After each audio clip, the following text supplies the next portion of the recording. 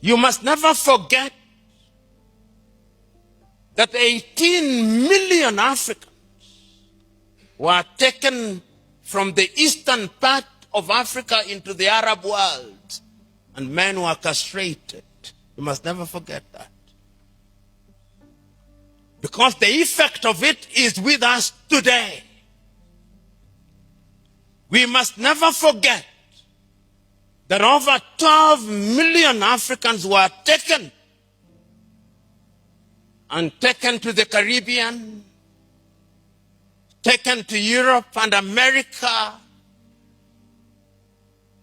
We must never forget that. We must never forget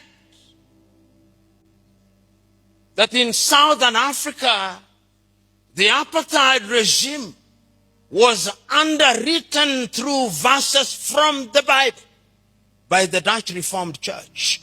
We must never forget that. Upon a theology based in the Bible. Fact. We must never forget that the Roman Catholic Church was involved in slavery, and they have apologized for it. We must never forget that the Church of England was involved in slavery, and they have apologized for it, using the Bible. Theology. Slaves, obey your masters like you obey Christ. In the Bible. Not revised. You go and read it. There is a verse like that. So when we talk about theology and African problems, we must remember that the effects of slavery are alive and with us today. When slavery was gone, it is Christians again, William Wilberforce. And I can, through history, see him standing in the House of Commons saying that slavery should be abolished, but that Africans should not be freed even when slavery is abolished and slave trade.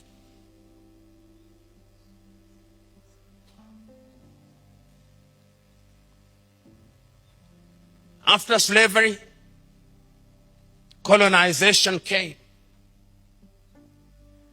And as I speak to you, Europeans sat in Berlin in 1884 and 1885 and divided Africa into spheres of influence. Africa was a hunting ground, divided amongst the British, the Italians, the Dutch, the French, the Belgians, the Germans. And today we are in this assembly. I'm using English language which was imposed on us. And those of you who come from English-speaking countries, you referred to as Anglophone.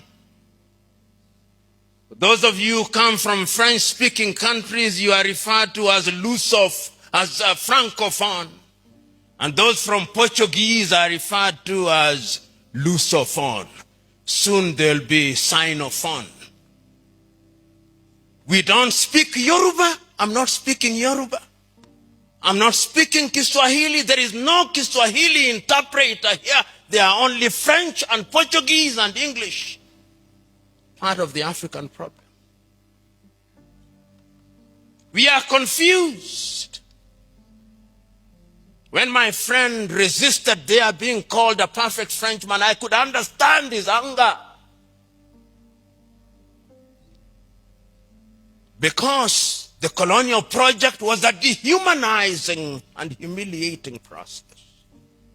And religion and theology were at the heart of it.